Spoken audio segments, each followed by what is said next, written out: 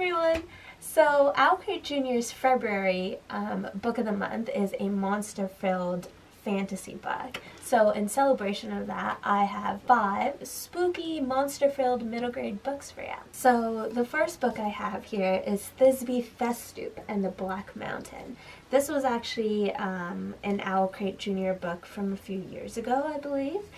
And this is such a funny, spooky tale about Thisby. She's a gamekeeper in the dungeons of this castle, and she has to protect these kind of like bloodthirsty monsters from each other, but also from the outside world.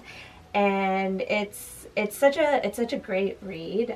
There's some really pretty illustrations in this book, but it is kind of scary. There's some blood and gore in it, but it's still considered middle grade. And yeah, this is I loved all the like little creatures and monsters in there.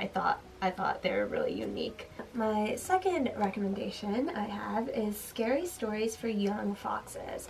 This is a really beautiful book. It's a collection of 7 to 8 stories. And it also won the Newbery Honor Award this year, so it's quite good. The premise is these group of young fox kits are looking for someone to tell them spooky stories to them. And so they sneak out of their den and they find a storyteller. And the storyteller tells them a series of short stories based on 2 fox kits. Their names are Uma and Mia. Uma and Mia. And the stories are really dark and atmospheric and very spooky.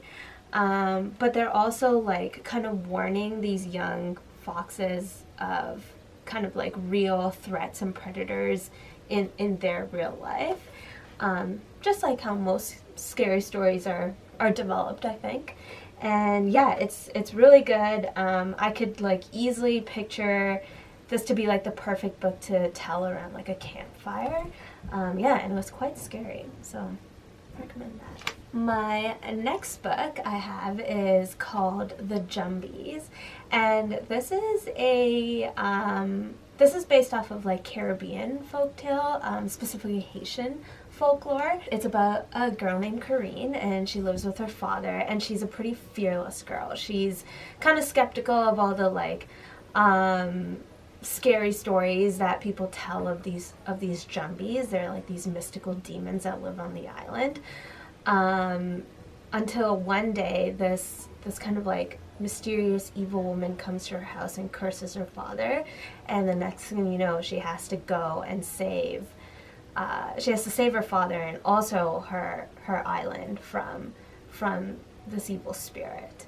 It was quite cool to read. The main character, she's like a strong female character, so it's like fun to read about her, but it was also fun to learn about kind of this different mythology and culture that I've never really read about.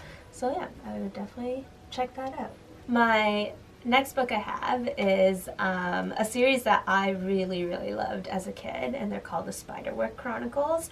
They're these like kind of short books that have like very beautiful illustrations.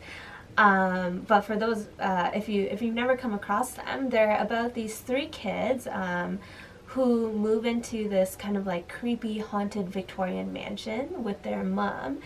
And they start noticing these weird sounds and things like crawling through the walls and stuff. And they also discover a book. It's sort of like a field guide of different monsters. So there's like boggarts and trolls and fairies. And this book is written by like one of their great grandfathers. And they soon realize that there's this kind of like parallel world that they're living among that's filled with these creatures, and they have to like they kind of go on like a series of adventures trying to figure out like what these what these monsters and stuff are. I devoured these books as a kid. I love them so much. I love that they were really short. They're like 100 pages or so. So they make for like good read alouds and stuff. And I loved the illustrations in these books. I remember as a kid I would like open up my sketchbook and just meticulously copy all the creatures down because they were just really beautiful. And my final book recommendation I have is it's a map book. It's called The Atlas of Monsters, and it's by one of my favorite publishers called Big Picture Press. And it's this big book. I wish I had a copy here to show you the inside, but there's a series of maps of different continents and regions, and then each map, like on each map, like kind of like around different countries and stuff, there's illustrations of different monsters that are from that area, and there's also like little descriptions of like where these monsters come from, kind of like the mythology and the lore behind it, a little bit of history. And I really liked this book.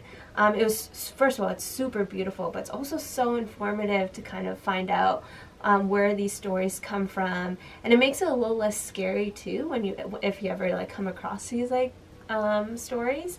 Yeah, it's a beautiful book. I loved like flipping through it, and yeah, I would definitely check it out. Alright, so those are my 5 book recommendations for our Bump in the Night theme. If you have any book recommendations about monsters or things that go bump in the night, let us know in the comments below. I feel like a lot of our middle grade readers really like spooky books, and it's a fun genre. If you like this video, give it a big thumbs up and don't forget to subscribe. Happy reading and thanks for being awesome!